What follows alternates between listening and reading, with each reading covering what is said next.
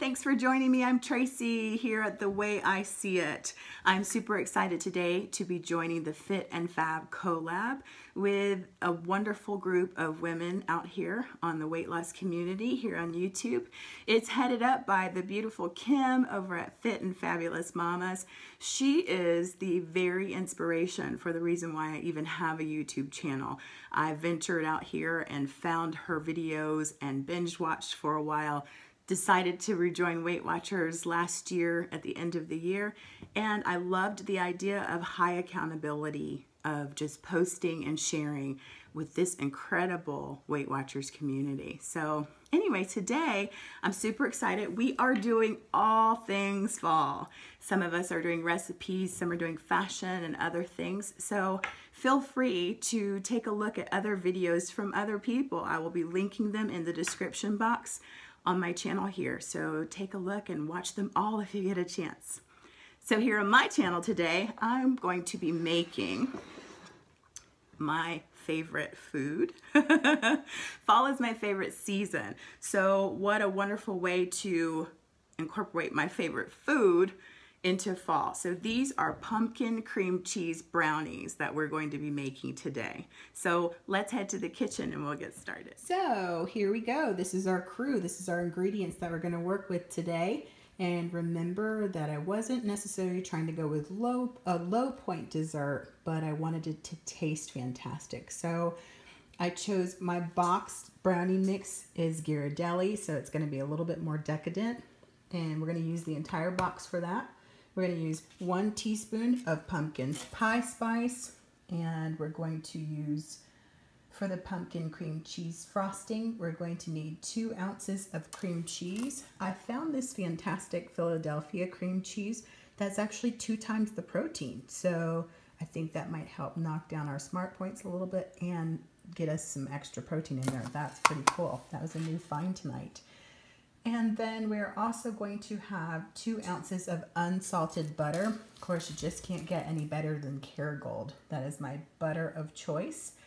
And then we're also going to need 2 tablespoons of this pumpkin puree. So I'm looking forward to watching some of the other collabs to see what else I can do with the rest of this can when I'm finished just getting 2 tablespoons out of there. And then we're going to also use 2 cups of powdered sugar, 1 teaspoon of ground cinnamon down here. Oh, nope, I've got my ground cinnamon up here. 1/4 of a teaspoon of nutmeg, that's down there. 1/4 of a teaspoon of ground ginger, and 1 tablespoon of almond milk. And you can use any kind of milk that you have and that you choose to use. I also wanted to show you, the recipe calls for using an 8 to 9 inch pan.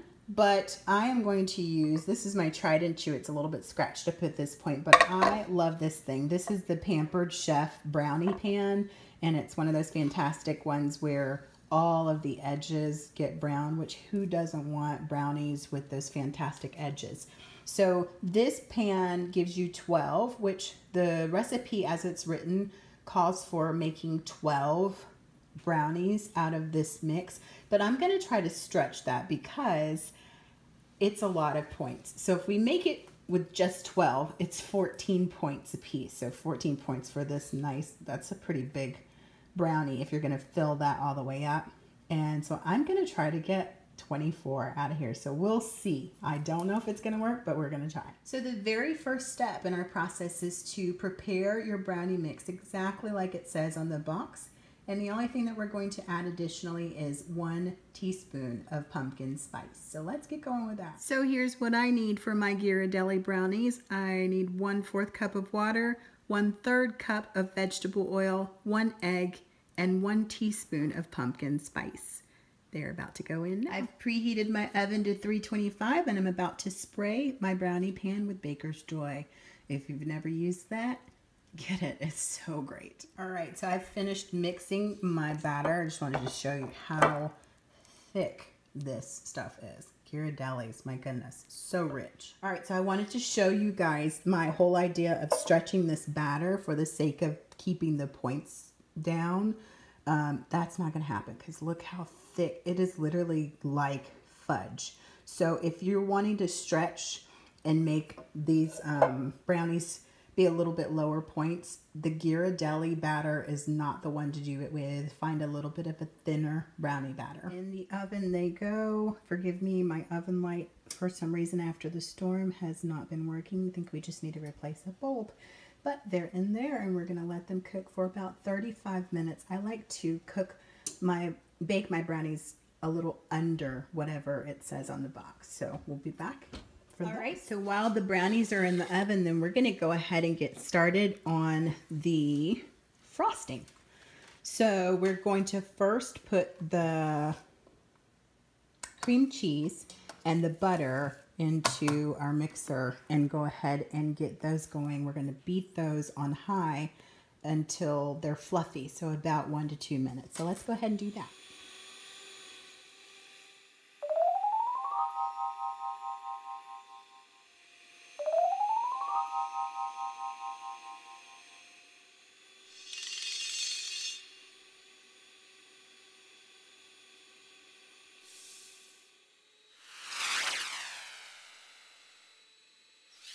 So my frosting is a little too wet, and it does say on the recipe that if your frosting appears too wet or it's not sweet enough for you to add more powdered sugar.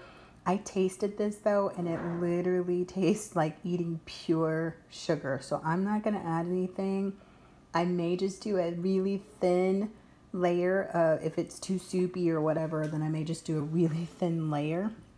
But I'm not gonna add any more sugar to this because it is already just pure sugar. Oh my gosh, you guys, these are absolutely perfect and they smell like autumn flavored heaven. Just delicious. Okay, so I'm gonna let these set here and cool. The recipe calls for them to cool completely, of course, before you ice them. So we'll be back after they do that. Okay, so a beautiful thing happened. I put this in the refrigerator overnight, and my icing is now not all runny, so that is good. We will be icing with success. So here is the beautiful finished product. I wanted to give you some options on how to best handle this dessert because it is a little bit higher points. So here it is just as a full brownie, 14 points. Here they are as 7-point halves. If you just cut them in half, it becomes 7 points. And finally, here it is in my favorite option. This is just bite size cut into 4 brownie bites. And this is, for me, the perfect way to go because brownies are literally like my favorite food. So I definitely need help with portion control. That way, you know what you're doing and you're in control. You can have that 4-point brownie bite.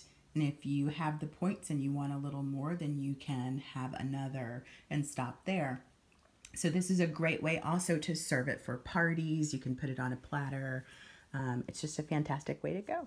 All right, so I hope you enjoyed watching making those pumpkin cream cheese brownies. I have a few takeaways from my adventures in baking this. Number one, I'm in a new home, so I'm getting used to my oven, and I made my brownies a little harder than I wanted to.